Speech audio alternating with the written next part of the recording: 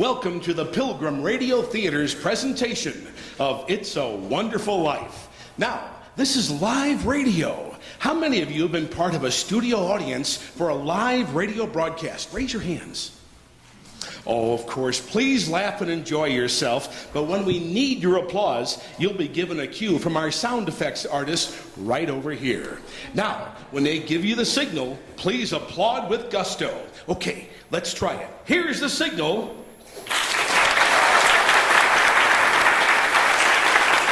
Okay, that's very good, as if you were applauding someone sinking a putt at a golf game. Come on!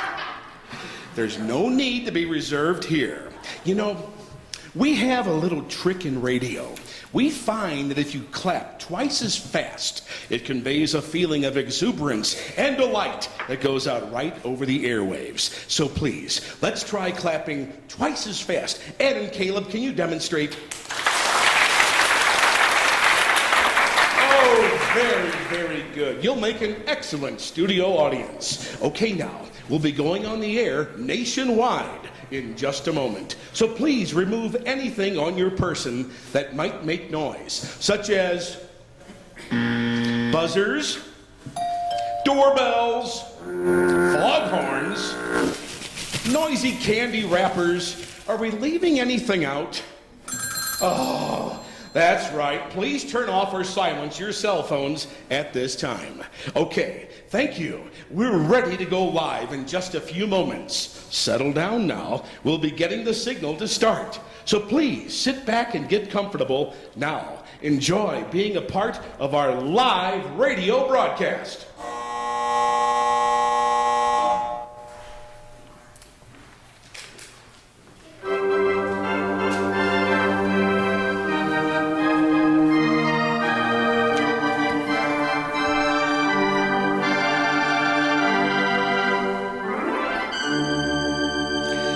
And now it's time for the Pilgrim Radio Theater presentation of It's a Wonderful Life.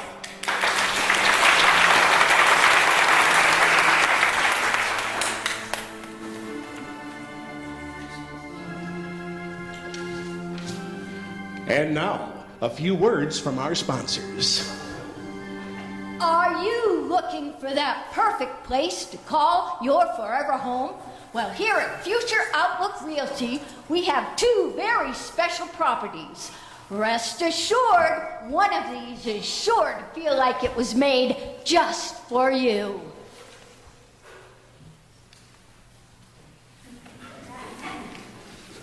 Do you love wide open spaces? We have a luxurious palatial palace with plenty of room for every blessed occasion. Features include high ceilings and lots of natural light. Located in the holiest of gated communities, it has heavenly landscaping with angelic views. Too many amenities to list. A must-see. Our second property is a real fire sale. Want a place to call your own in one of the hottest neighborhoods around? This one just listed. An underground efficiency located in the Never Freeze Over apartment complex. This glowing beauty includes an open pit fireplace to die for. Don't let this one get away. This sought-after den is hot, hot, hot. Offered at a sinfully low price. Now, which one is for you? Just contact me, Patty Portal, here at Future Outlook Realty, and make me an offer. We're waiting to hear from you, but don't wait too long.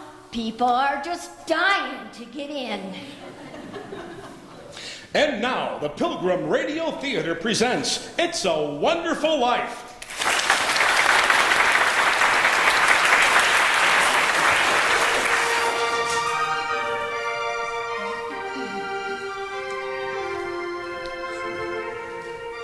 This is the story of George Bailey, an ordinary man who lives in Bedford Falls, New York.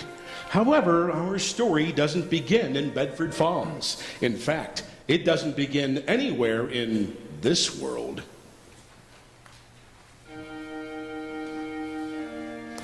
It begins in heaven, where the prayers of the people of Bedford Falls have reached the superintendent of angels. George is in trouble. Please help him, Lord. He's a really nice guy. Please help him, Lord. I don't know what I'd do without him. Please help him. George is such a good husband to me. Won't you help him? Dear Lord, my son, George. Please, God, help my daddy. Please help my brother George. Please bring daddy back. I ask you to guide him, to give him a sign.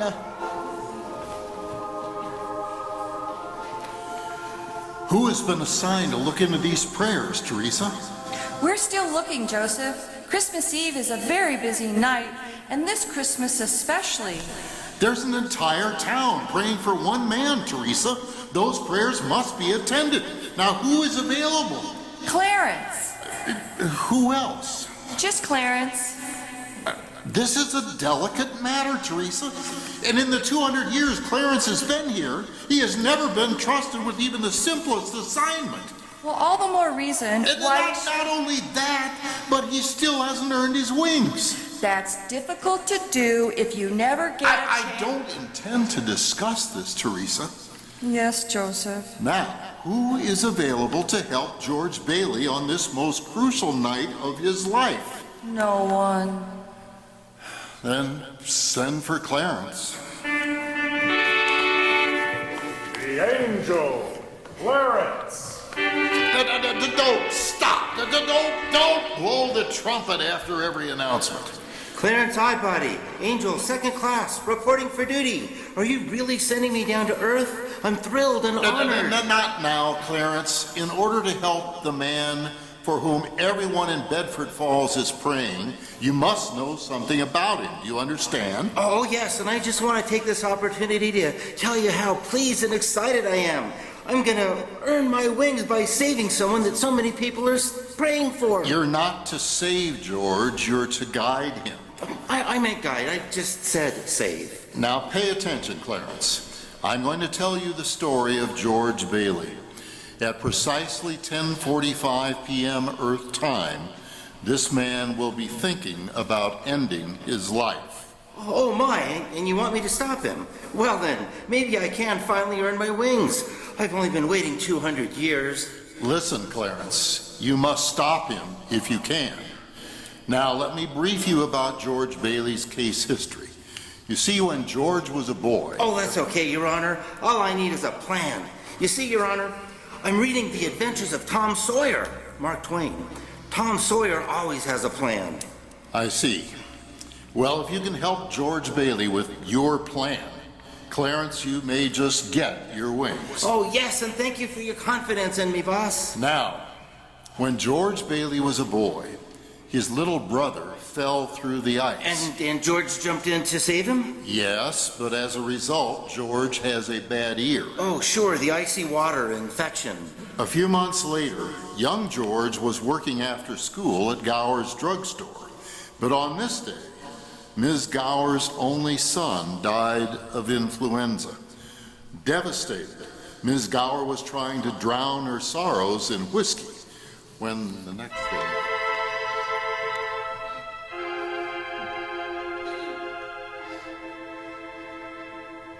George, did you deliver that prescription? Well, no, Mrs. Gower. Why didn't you deliver that right away? The little Blaine girl is sick. You lost it, didn't you? No, Mrs. Gower, here it is. Here? Why you...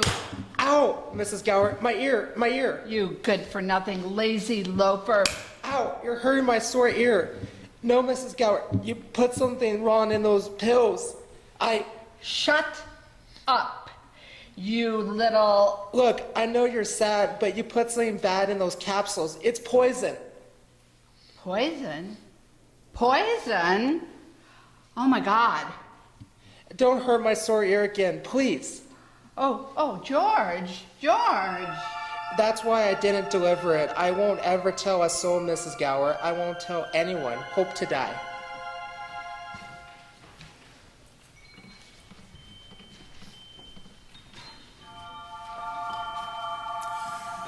Well, George grew up, and he wanted to go to college, but there just wasn't enough money. So he worked 4 years at the Bailey Building and Loan Association. Building and loan? Yes, George's father was in the building and loan business. He and George's Uncle Billy. But it was a case of high ideals and low bank account. Those two always seem to go together. George worked for his father and saved enough to pay for college. But first he was going to summer in Europe, working his way across on a cattle boat. And so that's what he decided.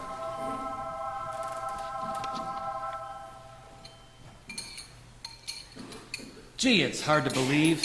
This is my last night at the old Bailey boarding house. We'll all miss you, George. Oh, I'm gonna miss you, Ma.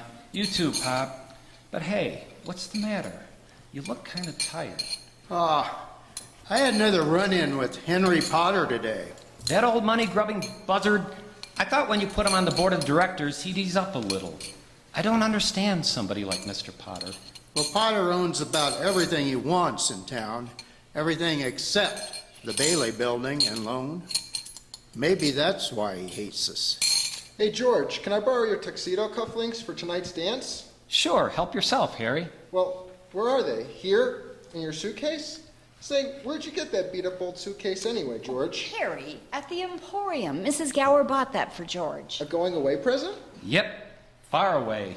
You see, one of these days, that bag will be plastered with travel stickers. You know, Rome, Baghdad, Samarkand. Samarkand? I guess you're going to have a pretty full summer, George. Oh, I'm going to have a pretty full life. So why don't you come to the dance tonight? Nah, I'd be bored to death. Oh, but what a wonderful death. Well, I gotta go. Was I like that when I graduated from high school? Pretty much. I sure wish we could send Harry to college with you, George. Yeah, but Harry can take my job at the building and loan, work for 4 years like I did, then he'll go. He's pretty young for that job. Maybe you were just born old, George. How's that, Pop? You know my trick ear?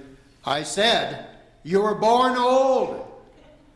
George, when you get out of college, you wouldn't come back to the building and loan, would you? Oh, no, Pop. I just couldn't face being cooped up for the rest of my life in a shabby little office with all those... I see.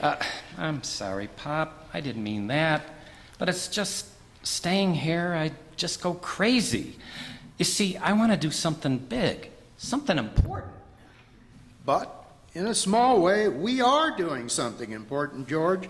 In that shabby little office, we help people buy their own homes. I know, Pop, but I feel if I didn't get away, I'd just bust. Well, I guess you're right. Get that education, then do what you want, son. You know, Pop, you ready for a shock? I think you're a pretty great guy. Well, thanks, George. Look, why don't you go on over to Harry's dance?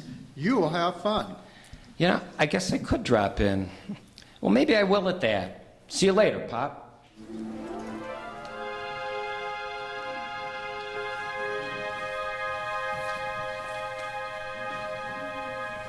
So, Harry went to a dance, George went to the dance. Yes, they both went to the dance. And at that dance, George fell in the pool with Mary Hatch.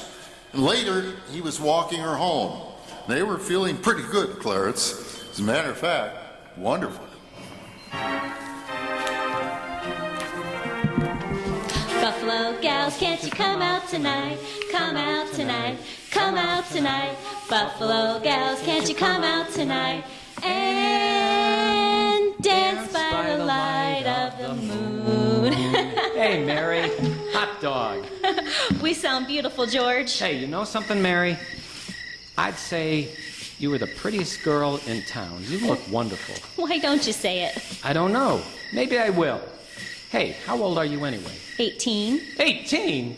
Why, it seems like only last year you were just 17. Hey, look where we are. The old Granville house. Yeah, I gotta throw a rock. Oh, no, George. Even though it's deserted, I just love this old place. Bah, with deserted houses, you make a wish and then you try to bust a window. But it's such a lovely old house. I want to live there someday. In there? I wouldn't live there if I were a ghost. Now, just watch. How about that, huh? Pretty good shot, eh? Broke that window. Well, what'd you wish for, George? Wish? Oh, I don't know. Not just one wish, Mary. A whole handful of them. You see, I'm leaving this crummy little town. I want to see the world. Italy, Greece, the Parthenon. And that's just this summer. And then I'm coming back and going to college, see what they know, of course. Of course. And then I'm going to build things. I'm going to build airfields and bridges a mile long. And then I'm gonna... Come on, Mary. Well, what is it that you want? You want the moon? All you got to do is just say the word, Okay, the moon. I'll take it. Then what? Then what? Well, then you swallow it. And it dissolves. And moonbeams shoot out of your fingers. Do you think I'm talking too much? Yes, why don't you just kiss her? How's that? Say what? Youth is wasted on wrong people. Well, hey, just a minute. Hey, you, come on back here. I'll show you some kissing that'll... Hey, George! Uncle Billy, look, I'm gonna kiss Mary. Watch. George, get in the car, quick! It's your father, he's had a stroke. What? My father? Come on, George, get in, George, hurry!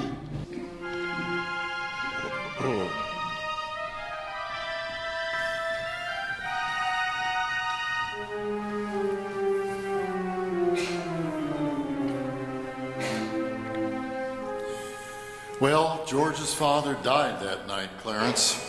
And that fall, just as he was ready to leave for college, the directors of the building and loan had a meeting, and it didn't go really well. Mr. Chairman, Mr. Potter. now that Peter Bailey is dead, I move that we dissolve the building and loan and turn its assets and liabilities over to a receiver. You can't do that. Peter Bailey was not a businessman. Ideals without common sense can ruin this town. And what's that get us? A discontented, lazy rabble instead of a thrifty working class? Now, who will second my motion to dissolve? Hold on, Mr. Potter. Oh, I meant no disrespect, George, but you're fine. Now, wait a minute. Why my father ever started this penny ante building and loan, I'll never know. But just remember this, Mr. Potter. That rabble you're talking about, well, they do most of the working and paying and living and dying in this community. Oh, so? Well, is it too much to have them work and pay and live and die in a couple of decent rooms with a bath? Anyway, my father didn't think so. People were human beings to him, but to you, a warped, frustrated old man, they're cattle. In my book, Mr. Potter, my father died a richer man than you'll ever be. I'm not interested in your book, George. I'm talking about the building and loan. No, you're talking about something you can't get your greedy hands on, and it's galling you. That's what you're talking about. Well, this town needs this measly one-horse institution, if only to have a place where people can borrow a few dollars without crawling to Potter. Come on, Uncle Billy. So what happened, George? You wouldn't believe it. Boy, oh boy, you should have heard, George. Oh, yeah? Well, right now they're voting us out of business. Well, who cares? Will you get out of here, George? You missed your boat trip. Do you want to miss college, too? George, they just voted Potter down. Whoopee, we're still in business. But there's one condition, George. They've appointed you to take your father's place. Appoint me? I'm leaving for college. Right now. No, Uncle Billy's your man. George, you've got to take it. They'll vote with Potter, otherwise they said so. Without you, go throw me in Potter.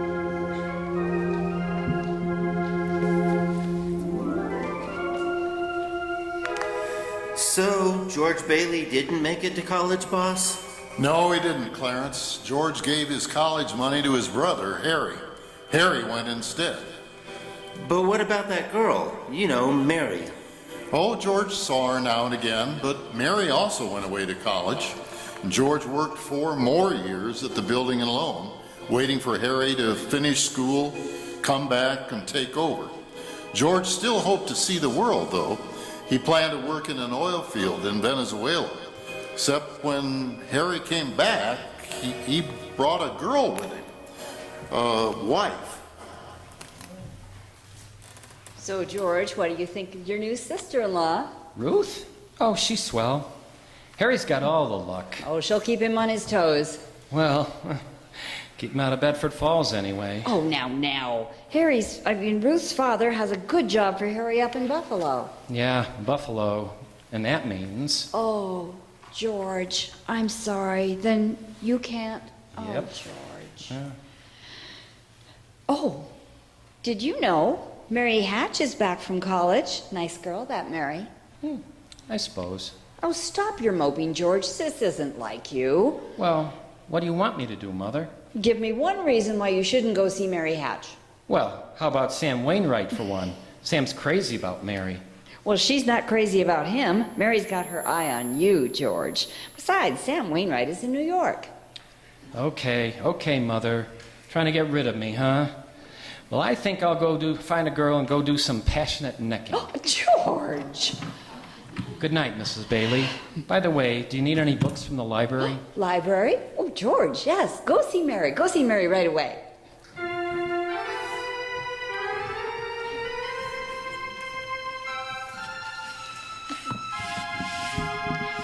George, what are you doing out there? What? Oh, me?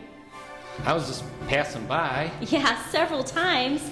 I wondered if you were picketing or haunting me. Now, why would I be...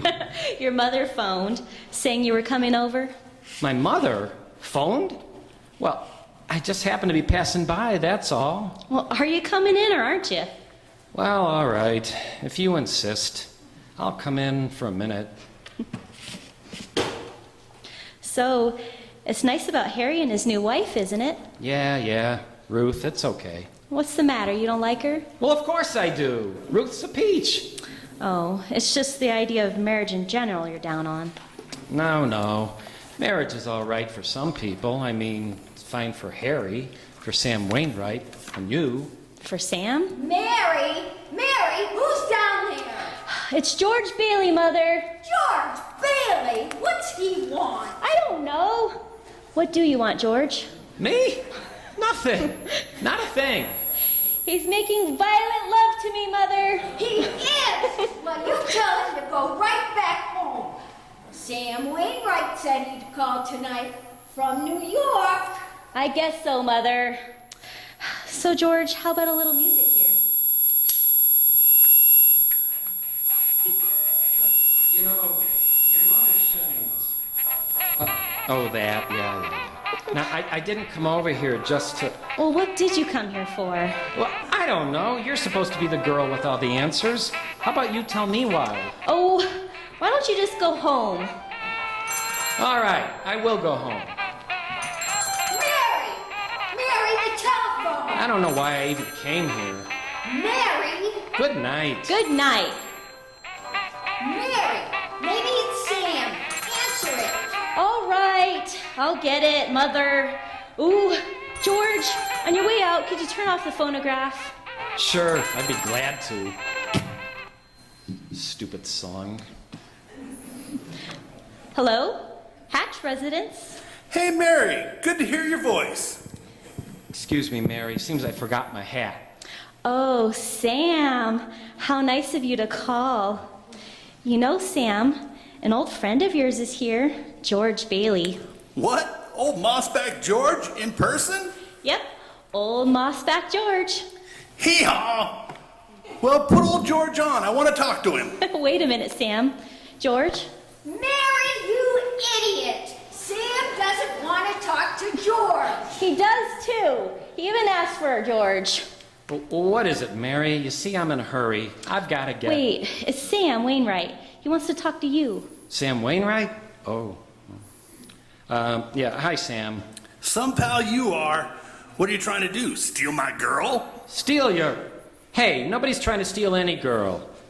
Mary, here's Sam again. No, wait, George. Wait, I want to speak to both of you. Put Mary on the extension upstairs. He wants you to get on the extension upstairs. I can't. Mother's on the extension. I am not. George, just put your head a little closer. We can both hear. Sam, we're both on the line now. Good. Now I have a plan that's going to make us all rich. George, remember one time at Martini's Tavern you told me about making plastics out of chili beans? Soybeans. I mean soybeans. Yeah. Soybeans. Okay. Well, my father's investing in it, George. We're going to open up a factory. We might even have a job for you. That is, if you're not still married to that broken down old building in Loam. Well, we'll have to see, Sam. Oh, Mary, tell George this is the chance of a lifetime, you hear? He says this is a chance of a lifetime. Give me that phone. Now you listen to me, Mary.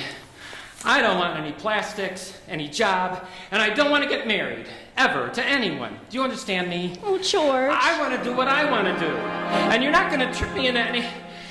George. Oh, Mary, I love you, Mary. I know.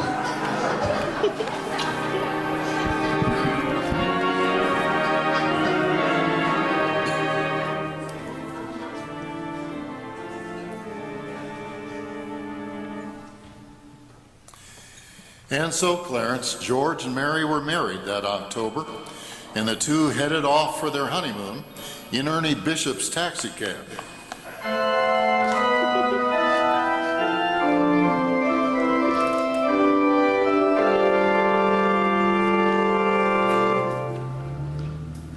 So where are you two heading on this deluxe honeymoon? We're shooting the works, Ernie. It'll be the highest hotel, the richest caviar, the hottest music, and the prettiest wife. You're finally getting out of Bedford Falls. Then what? Gee, I don't know. And then what, dear? The moon, who cares? Hey, George, there's something going on at the bank. A run, looks like. What? Pull over, Ernie. Oh, George, no. Let's not stop, please. Ernie, just go straight to the train station. George, don't. Wait a minute, honey. I gotta see what this is all about. I'll be back in a second. No, George, please. George, don't go.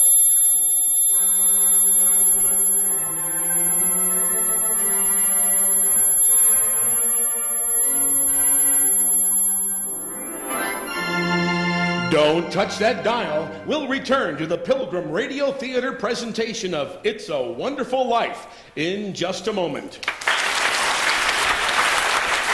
But first, a word from our sponsors. SAP, the Society for the Advancement of Prescott, everybody's hometown.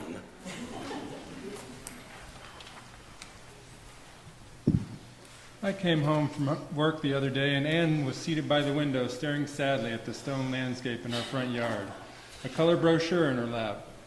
What's wrong, dear? Oh, Caleb, let's move out of Phoenix. I'd rather live somewhere that I can't actually see the air that I'm breathing. But my job is here, and it's an easy 2-hour commute each way. But it's so hot here. Yesterday, I accidentally left one of the grocery bags in the car, and when I went out to get it 10 minutes later, the steaks were already cooked. But it's a dry heat. So's an oven. Look, I've been reading this brochure about Prescott. It says they have a mild 4-season climate, green trees, and that the air is among the top 10 cleanest cities in the whole country. And there are many lakes. We have rivers here in Phoenix. Yes, but the lakes in Prescott actually have water in them. Water.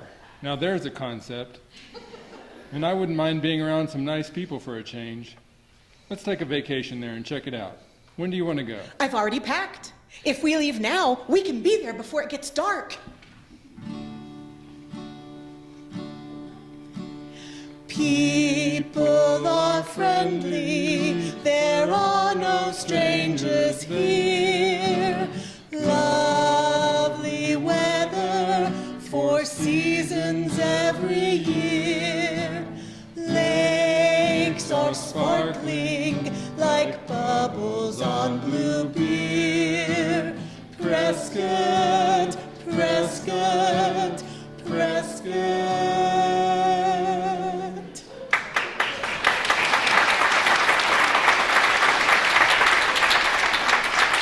That was a word from the members of SAP, the Society for the Advancement of Prescott, everybody's hometown.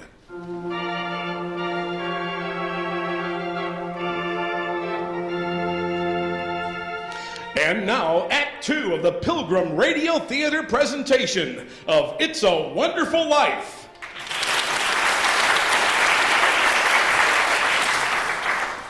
In heaven, the superintendent of angels is still reviewing George Bailey's case history. Clarence, an apprentice angel, is eager to depart for his mission to Earth.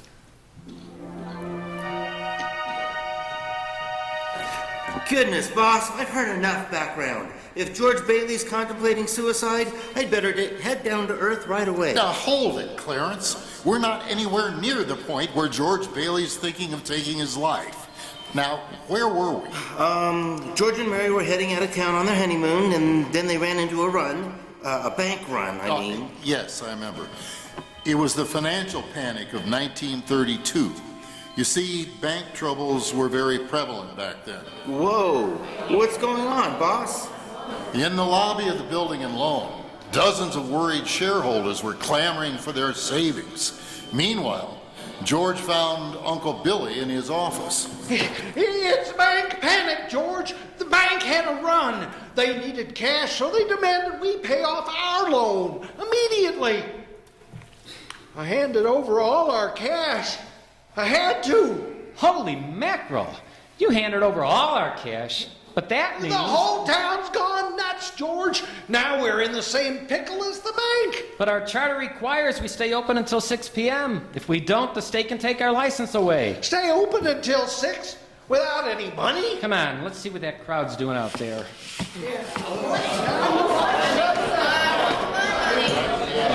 Okay, hold on now, please. Now, please, everybody, don't panic. We want our money, George. Where's our money? Oh, come on, everybody. Wait, just a minute now. Listen here. You've got it all wrong. Your money isn't here. Just a minute. Let me explain. Your money's not here. It's not in the safe. No, the money you've invested in this building and loan was put into people's houses. It's in Ernie's house, and it's in your house, and it's in 100 other houses. Do you want me to foreclose on them, throw them all out of their homes? No, I got $242 in shares here. Close my account. I want my money now. Okay, Charlie, okay. Sign this form and you'll get your money in 60 days. What do you mean, 60 days? Well, that's what you all agreed to when you bought your shares. Hey, I got my money. I got mine. Here, yes, Mr. Potter's over there. He's paying 50 cents on the dollar for your shares. Come on, let's take our shares to Potter. Half is better than nothing. Wait, come on, please, folks. Don't do this. Stop. Now, listen. If Potter gets a hold of the building and loan, there won't be a decent house built in this town again. Can't you see? He's just taken over the bank. He's already got the bus line, the department store, and now he's after us. He wants to keep you living in his shacks and paying the rent he decides. Well, that's a lot of fine talk, George. But I've got doctor bills to pay. My husband got laid off. We can't feed our kids on faith. George, darling. Mary. Oh, how much do they need? We've still got some money. Our honeymoon money. Hey, yeah. Listen, wait, folks. I've got $2,000 here. All right, okay. So we've got some cash. All right, Charlie, how much do you need? $242. Come on, Charlie. How about just enough to tide you over? I said I want my $242. Okay. Uncle Billy, give Charlie here $242. Okay. All right. Mrs. Davis. Now. Well, $17? Oh, thank you. Okay. Who's next? Now, let's try to spread it out. We haven't enough. Look at the clock, George. Look. I'm looking, Uncle Billy. I'm looking. 5 seconds. 4, 3, 2, 1. 6 o'clock. Wow, we made it. Lock the door. Still in business, Uncle Billy. Even if we only got $2 left. George, telephone. Okay, Tilly. Oh, by the way, call my wife, will you? I forgot all about... Mrs. Bailey's on the line. No, I don't want Mrs. Bailey. I want my wife. Well, wait, Mrs. Bailey. Oh, right. That is my wife. All right, give me the phone already, will you? Mary, hello, is this Mrs. Bailey? Yes, this is Mrs. Bailey. Well, Mary, we survived. I'm sorry. Now that you're done saving things, come home. Huh? Come home. Come home? Well, what home? Our home. What? Our home, George, at 320 Sycamore. 320 Sycamore? Whose home is that? Our home. Say again. Our home, you saphead. But Mary, how can we have a... Right now. All right now. Oh, okay, sure, all right, sure. I love you. I love you too, honey. I'm coming home.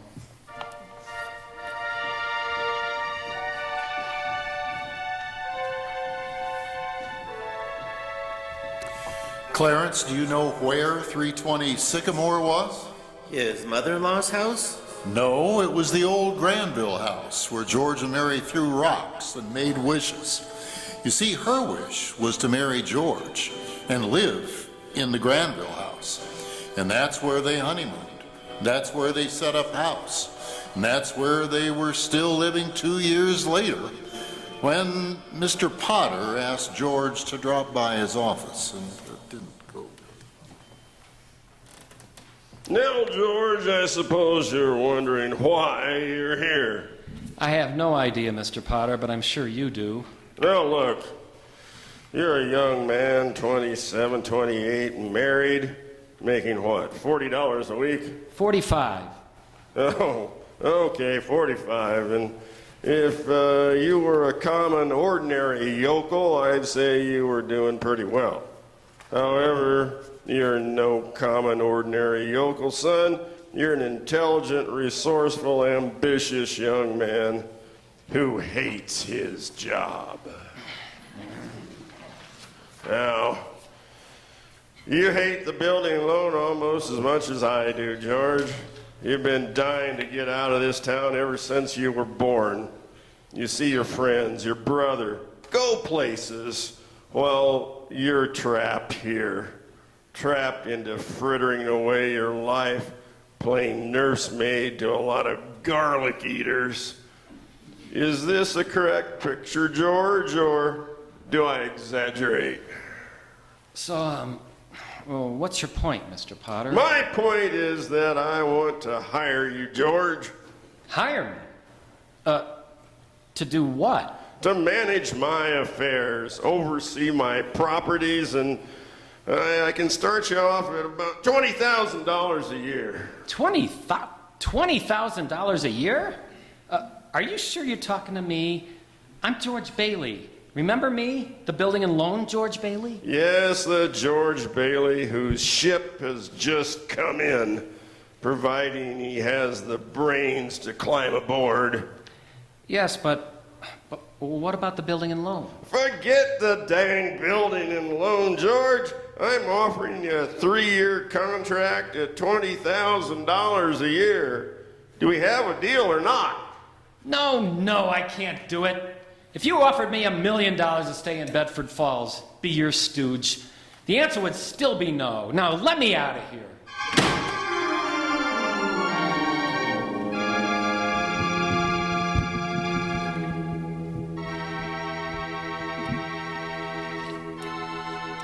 Sorry I'm so late, Mary. I'm just knitting, George. So what did Mr. Potter want to see you about? Oh, nothing really. Just talk, you know. But geez, why did you marry a guy like me anyway? Well, I didn't want to be an old maid. But I was going to see the world, go places, build things. I was going to give you the moon. But instead, what have I given you, huh? Not much. Some husband I am. I feel terrible. Me too. Mornings especially. I mean, you could have married Sam Wainwright, anybody else. But I didn't want to marry anybody else. I wanted my baby to look like you. You didn't even get a honeymoon. No fancy...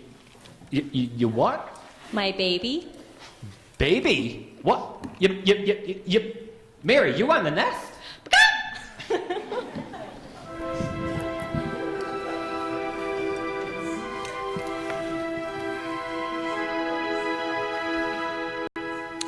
Well, Clarence, Mary had her baby, a boy. Oh, that's nice. Then another one, a girl. Good for them.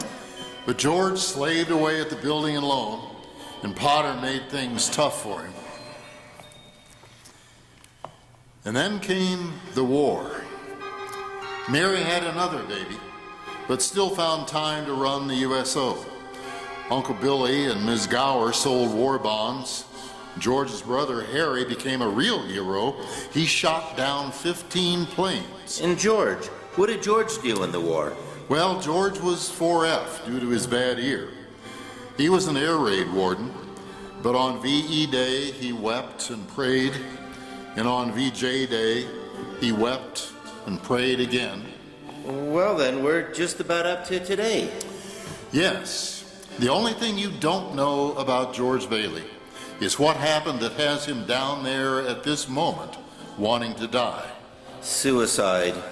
Well, what is it, boss? All right.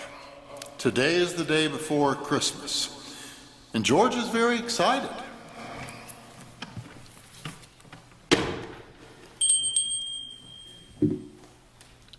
Tilly, did you see the newspaper? Commander George Harry Bailey, decorated by President. My brother, the Medal of Honor. Gosh, gee, that's swell. Commander Bailey downed 15 enemy planes, the last a kamikaze, just as it was about to dive into a troop transport. Think of it, Harry saved hundreds of lives. George, the bank examiner's here. Oh, the annual audit, right. Well, good afternoon, Carter, bank examiner. Tilly, bring Mr. Carter here to the conference room and bring the books. And where's Uncle Billy? He's depositing the $8,000 at the bank.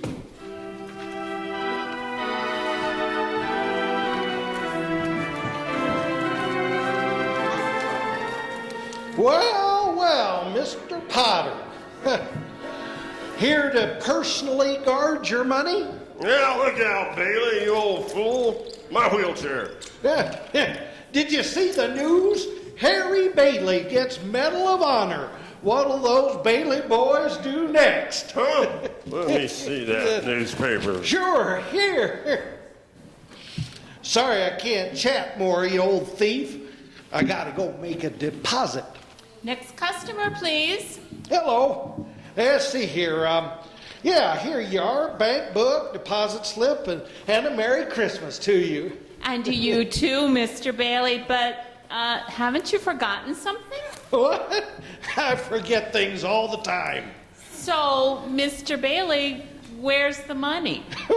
What? Well, it's customary to bring the money with you. The money? The money! It's gone! Where'd I put that money? Guard! Move me out of here, quick!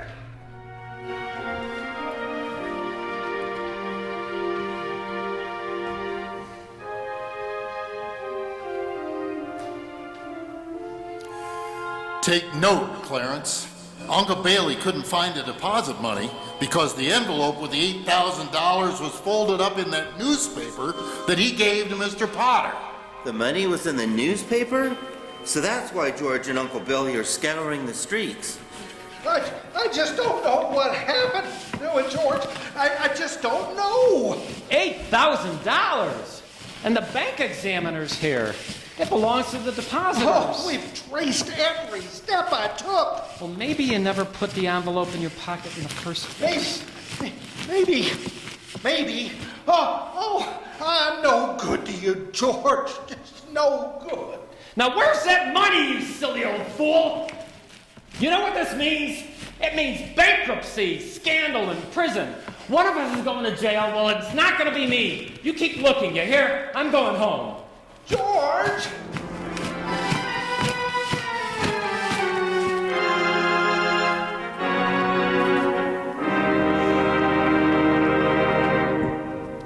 George, you haven't said a word since you've come home. Well, was Zuzu sleeping? No, she was showing me some flower price she won at school.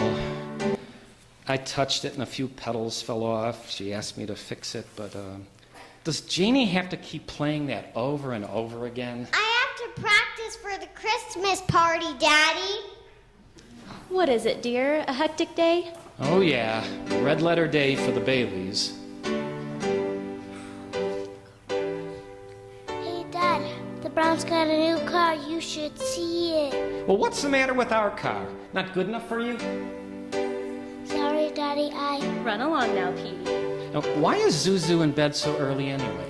Oh, she caught a little cold coming home from school. Didn't button up her coat. She didn't want to crush that prize flower. Well, what do you mean, a little cold? It's okay, dear. The doctor said it was nothing serious. The doctor? The doctor came? It's this drafty old house. It's a wonder we don't all have pneumonia. George. I mean, why do we live here in the first place? Why in this crummy little town? What's wrong, dear? Everything's wrong. And why do we have to have all these kids anyway? Hey, Dad, how do you spell frankincense? I don't know. Ask your mother. Hello? Oh, thank you. Mrs. Welch? Oh, she'll be all right. Who is it, Mary? Oh, it's Mrs. Welch, Zuzu's teacher. What? Oh. Well, the doctor says she should be out of bed and just... Mary, give me that phone. Oh, George, please. Is this Mrs. Welch? Well, this is Mr. Bailey. Now, what kind of teacher are you?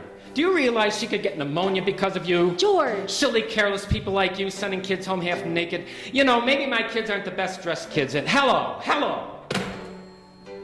Janie, enough with the piano. Cut it out. Stop! Oh, Daddy! George, whatever's wrong with you? Must you torture our children too? I'm sorry, Janie, and I'm sorry, Mary. George. I just got to get out of here.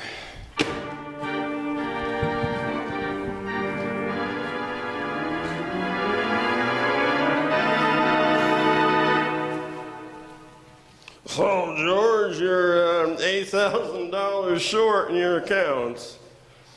You say the money was lost, do you? What if it was stolen? Maybe you should notify the police. No, sir.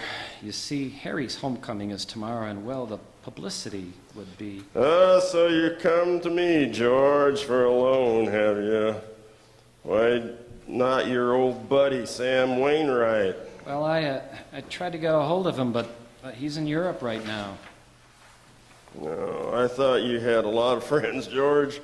Go beg them for help. They don't have that kind of money. You know that, Mr. Potter. You're the only person in town who can help me. What collateral could you offer me, George? Just look at you, the guy who was going to conquer the world, and here you are, you come crawling on your hands and knees begging me for help. I got a $15,000 life insurance policy. Well, so what's your equity in it? $500. Oh, 500? Why, George, you're worth more dead than alive. I'll tell you why you didn't go for help from those riff-raff friends of yours. Because they'd turn on you, run you out of town on a rail at first sign of trouble. Remember that, George. And they'll hate you more than they hate me because they believe in you. Please, Mr. Potter, I don't know what I'm going to do.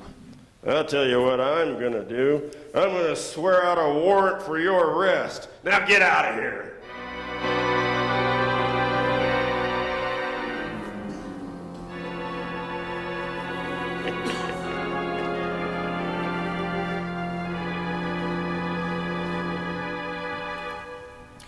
The nerve of that Henry Potter. He had George's $8,000 sitting in his desk drawer. What'll George do now, boss? Where is he? Well, he's at Martini's Tavern. George has had a couple of drinks. He's dazed. He's just standing there.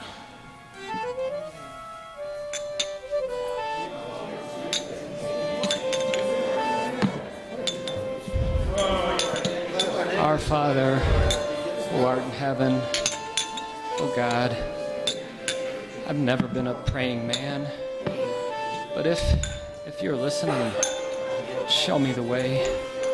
I'm at the end of my rope. I'm lost, God. I'm lost, please. Hey, Mr. Bailey, you all right? Mr. Martini, George here. He just don't look so good. You're right, Nick. Mr. Bailey, you're drinking too much. Bailey? Which Bailey are you talking about? This, Mr. Bailey. Mr. Senora George Bailey. George Bailey? Why, you... Oh! You no good. Listen, Bailey, if you ever talk to my wife that way again, you'll get even worse. Ain't it enough she slaves away teaching your stupid kids how to read and write? Then you gotta bawl her out on the phone. Hey, beat it to Mr. Welch. You puncher my best friend. Out of here. Go. Throw him out, Nick. Hey, Mr. Welch. Go on, Welch. All right, Beat it. Beat it. Mr. Bailey, how you doing? Martini. Who was that? That Mr. Welch. He don't come here no more. Wait, Mr. Bailey. I got something for your face. No, that's all right. Look, No, it's all right. Just let me be alone. Please, don't go, Mr. Bailey. No, leave me be. Stay. I alone. Leave me alone.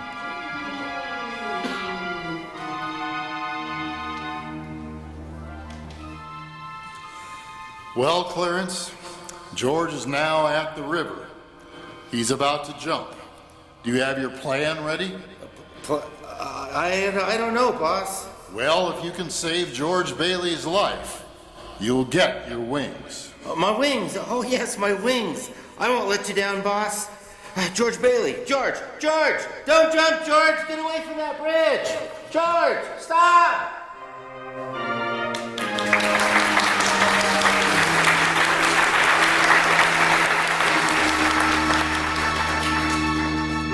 We'll return to the Pilgrim Radio Theater presentation of It's a Wonderful Life in just a moment. And now, a word from our sponsor. Are you looking for a spiritual home where you can be loved, accepted, and nourished? Where God's presence is felt and the message of Jesus is lived out? Well, here at Congregational United Church of Christ, no matter who you are, no matter where you are on life's journey, you are welcome here. Come, you wounded, weakened and weary, you are welcome here.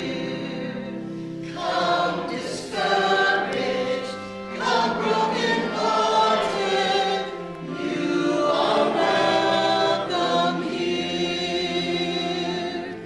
This is a refuge for grace. This is a harbor of mercy. So come, you wounded, weakened and weary, you are welcome here. You are welcome here.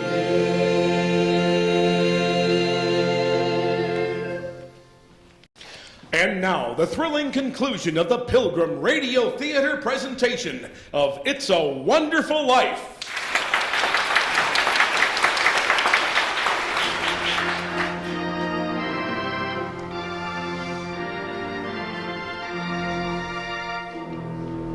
A troubled George Bailey stands on the Bedford Falls toll bridge, convinced that he's worth more dead than alive.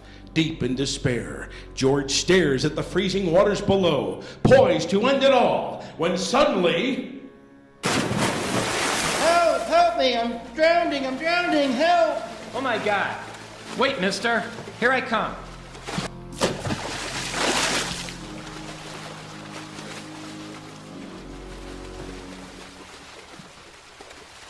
You two sure are lucky my toll booth is open tonight.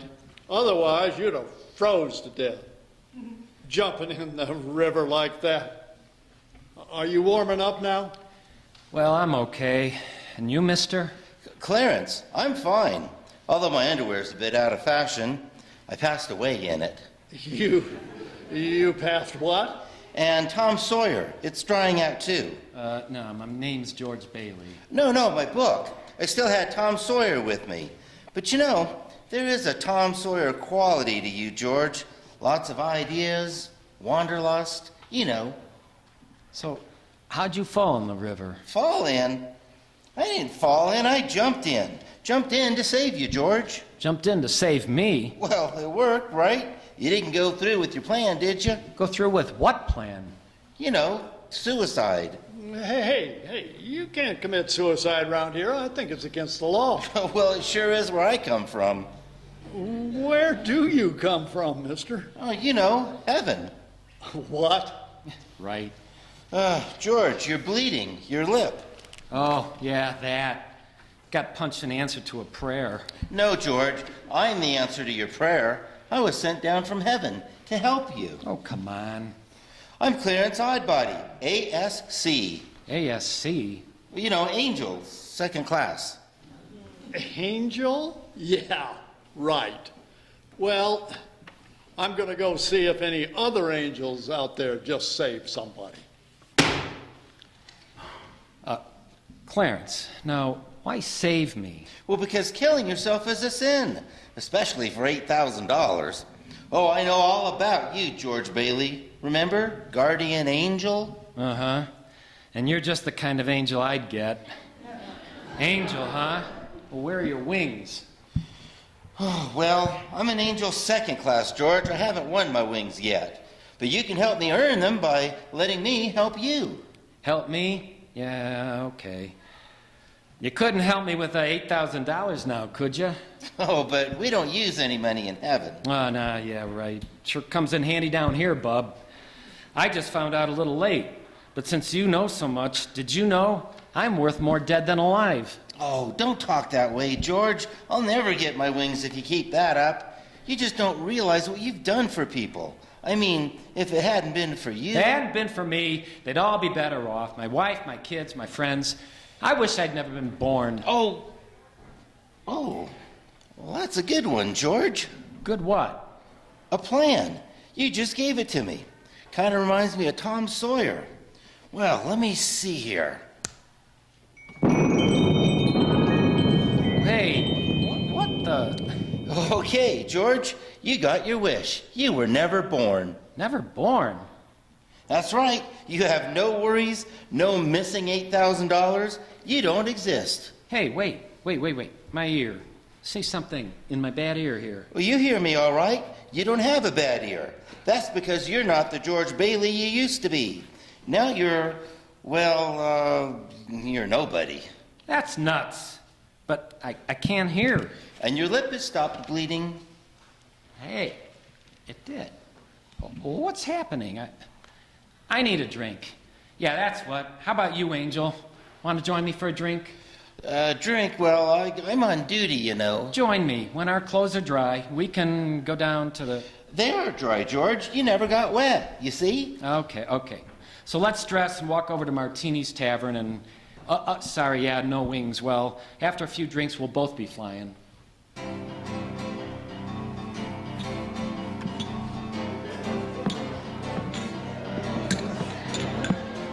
All right, guys, what on me, fellas? Nick, is Martini still here? You want a martini? Are you trying to be a wise guy? No. Just give me a double bourbon then. What about you? Oh, gosh, I just love some mulled wine, maybe, with a dollop of nutmeg and just a dash of cloves. Hop to it, my lovely lad. Mulled what? That's okay, Nick. Just give him the same as me. Yeah. 2 double bourbons. Now, why is Nick acting that way? What's going on here? The tavern's all changed. Bedford Falls has changed. You got your wish, George. You were never born. This is a different world without you. Ah, that sounds good. I think I heard a bell. Somebody must have made it. What? Made what, Clarence? Here are your drinks, guys. Well, every time a bell rings, an angel gets his wings. What'd you say? Angel? Angel second class. Clarence, you don't want to talk about angels in here, you know? Well, why? Don't they believe in angels? Sure, they believe in them, but, So they're actually surprised to see one? In a bar, you think? Yeah. Sorry, Nick. He just never grew up. Well, sure I did. Next September, I'll be 293. 2 pixies, huh? I'll bet you don't got any money either. Of course not. We don't use money in heaven. Well, in case you don't know it, this ain't heaven, dude. That's enough. Out, out, get out of my bar. Your bar? Well, where's Martini, Nick? You ain't getting no martini. And how do you know my name anyway? I don't know you from...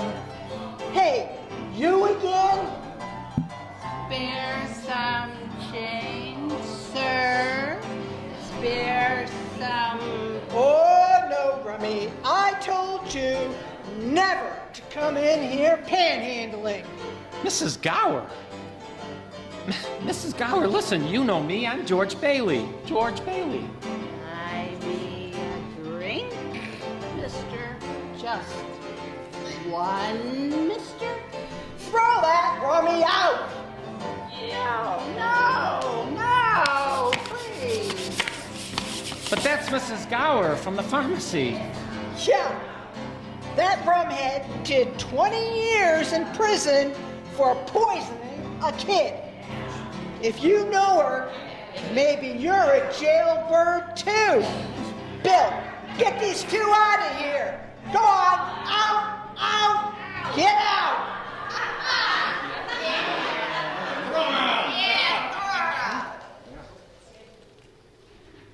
Well, what happened to Mrs. Gower? How could that be, poisoning a kid?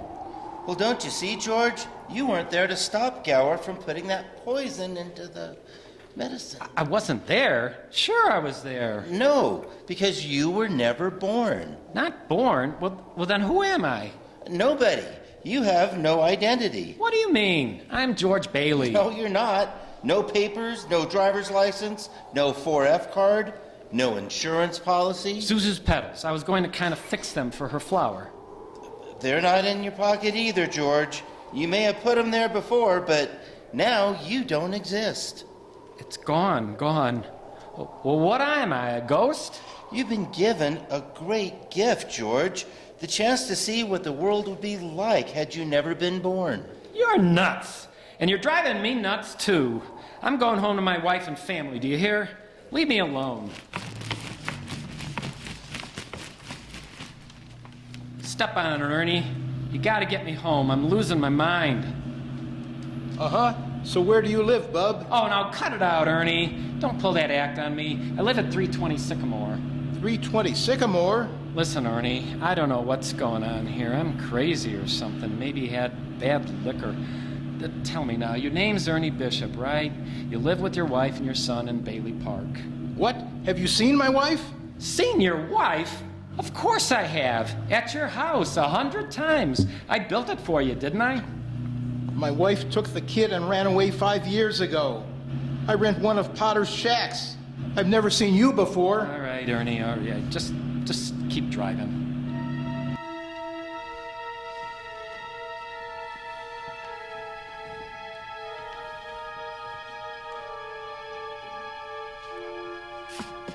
Mary, kids, where is everybody?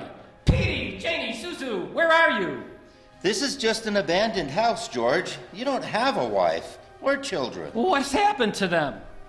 In there, officer. That's him. He's off his rocker. Hold it, you two. This is the police. Put your hands up. Bert the cop. You know me. Wait. Take it easy, mister. Come along quiet like. We'll get you some help. Bert, what's happened to you? Look, it's this guy here. He's an angel. He's hypnotized me. Uh-huh. I'm taking both of you. Out! Let go of me, you! Now's your chance, George. Make a run for it. Bite me, will you? Hey, you wouldn't beat an old angel, would you? Wait. Boss, help me. What the? Hey, Ernie. Where'd the guy go? I don't know. He just disappeared. The other ran south, down Sycamore. Come on.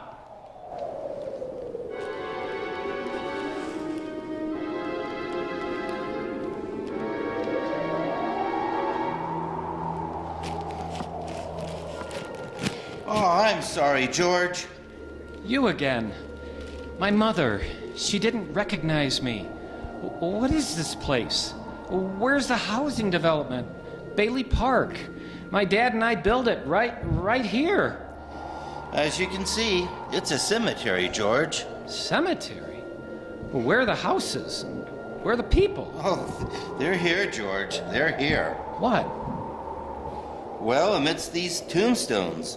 Martini's buried over there, and there's the little Blaine girl, your father, and right next to him... Harry? Harry Bailey? Dead? Your little brother fell through the ice. He was drowned at the age of 9. No. Harry Bailey got the Medal of Honor. He saved the lives of every man on that transport. Every man on that transport died, George. How? Harry wasn't there to save them, because you weren't there to save Harry. Me? Strange, isn't it? Each man's life touches so many other lives. You know, George, you really had a wonderful life. Wonderful? The kingdom of heaven is spread upon the earth, but men do not see it. Don't you see? See what a mistake it would be to throw away your life, George? Well, what about Mary? Clarence, please, where's my wife? Tell me where she is. You won't like it, George. Well, what's become of her? Where's my wife? Where is she? Tell me, or do I have to choke it out of you? She never married. She's an old maid. She works at the library, and, well, right now she's just closing up for the night, but she... George, come back! There must be an easier way to get my wings.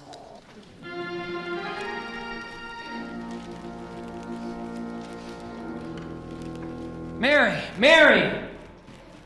I'm sorry, sir. The library's closed. No, Mary, it's me, George. George, come on, you know me. No, I don't know you. Excuse me. Mary, I got you. I want you, please. No! Stop! Let me go! Somebody help!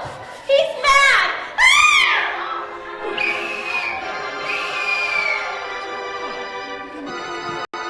Clarence! Clarence! Where are you? Here I am, George. So, are you gonna jump off that bridge again? No, Clarence. I want things back the way they were. Just get me back to my wife and kids, Clarence. I want to live again. That's the spirit, George. Don't despair. Always be willing. Oh, yes. Can you do it? Can you do it for me, Clarence? I want to live again. God, let me live again. Let me live again. God, please let me live again. God, please let me live again. George, what are you doing here? Bert, come any closer and I'll... What the Sam Hill are you yelling about, George? What? George? George? Bert, do you know me? Know you? I've been looking all over town for you, George. Why, Bert, I'm alive again. Alive again. Are you all right, George? You know, your mouth's bleeding. My mouth? Hey, my mouth's bleeding. Look at the blood oozing out of my mouth. Oh, Zuzu's pedals. I had them right in my right pocket. They're here. They're here, right in my pocket. Merry Christmas, Bert. I'm going home. I know the way home. Boy, do I know the way home. Merry Christmas, Bert. Merry Christmas, George.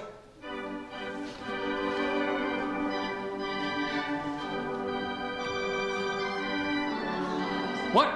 Oh, reporters, the sheriff, yes, yeah, and you.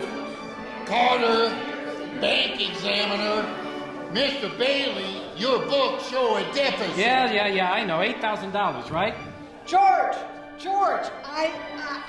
I'm really sorry, but I got a warrant here. Yes. You're a rat. Yes, a warrant, Sheriff. Jail, isn't it? Isn't that wonderful? Merry Christmas. Daddy, Merry Christmas, Daddy! Oh, kids, I love you so. Where's your mother? I'm looking for you with Uncle Billy. Daddy.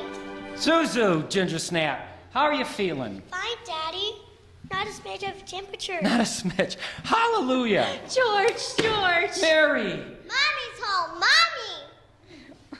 George, where did you go? Oh, Mary. Oh, George. I have to touch you and hold you. You have no idea what's happened. You have no idea what's happened. George, look what I got. Uncle Money, George! Bushels of money! Uncle Bill! Mary worked a miracle, didn't you, Mary? People heard you were in trouble, dear. Your friends, they pitched in to help you. The $8,000. Charlie, Martini, and Mrs. Gower. Thank you. I can't believe it. Ernie. Well, none of us would have had a roof over our heads if it wasn't for you, George. Mother and Harry. George, Mary called us in Washington. I flew in as fast as I could. Come on, everybody, a toast. Yes, a toast Harry. to my brother George, the richest man in town. To George.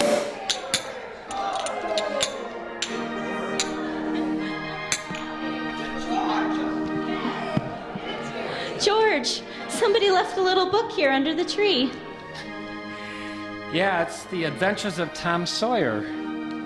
And there's an inscription. Dear George, remember, no man is a failure who has friends. Thanks for the wings. Love, Clarence. Clarence? A very dear friend of mine. Daddy, see the little bow hanging on the Christmas tree? I see it, Zuzu. I hung it all there by myself. Daddy, teacher says every time a bell rings, an angel gets its wings. That's right, Zuzu. That's right. Thank you, Clarence. Thank you. It truly is a wonderful life. Happy landings. For all mankind, my dear, for all mankind, we'll take a cup of kindness, yes, for all mankind.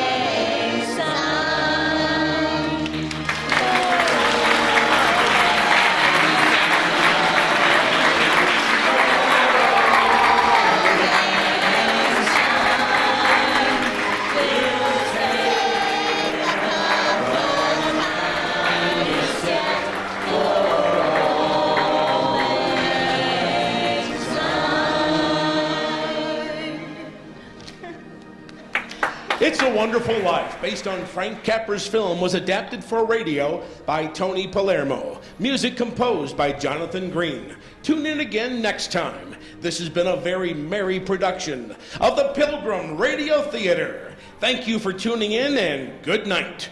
Now, before our studio audience leaves, let's briefly meet all these fine people behind the characters and the production.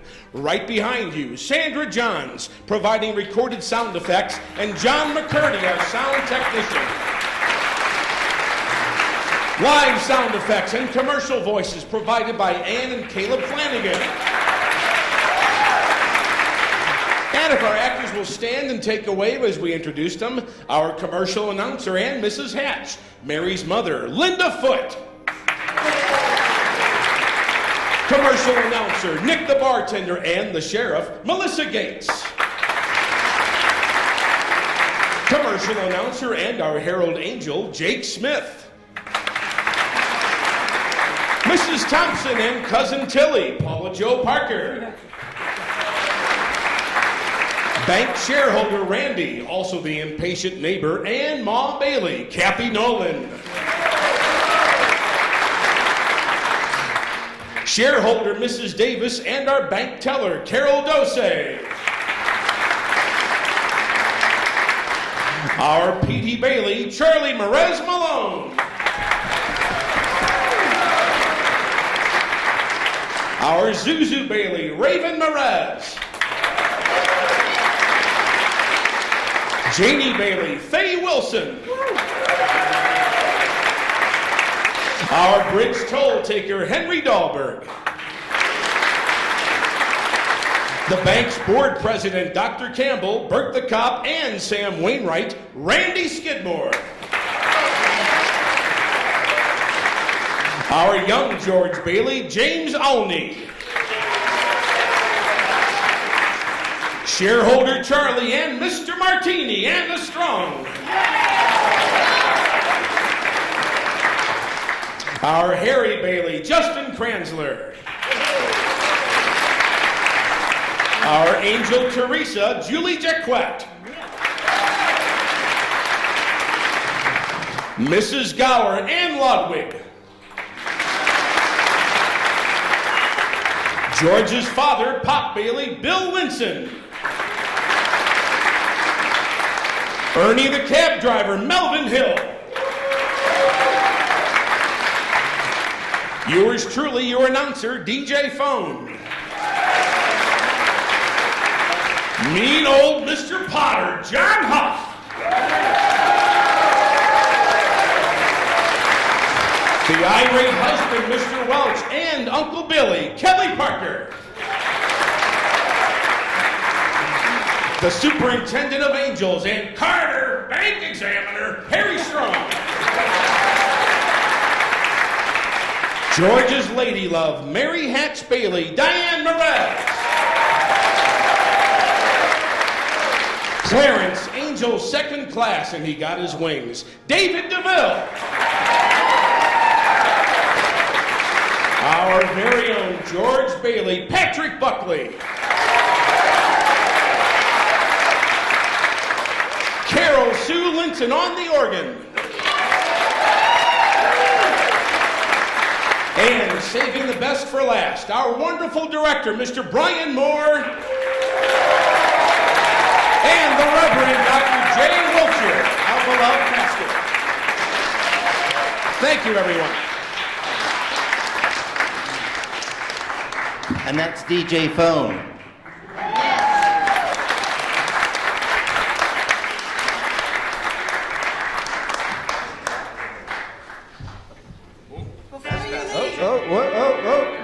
Oh, yeah, thank you. All right, one more thing before we go. Brian has put all kinds of work into this, and our cast we appreciate so much. But Brian, we have a special gift for you. We have some sort of certificate. And more important than that, we have in here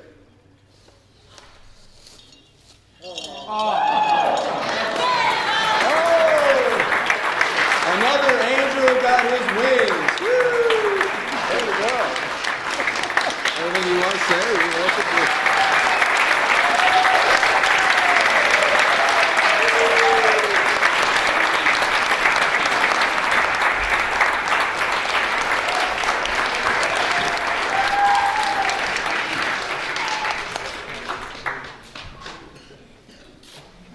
Well, thank you all for being here. This couldn't have been a production without our wonderful audience, without you all being out here tonight. I know you braved all kinds of weather to get here, so we really appreciate your effort to be here. Thank you. Thank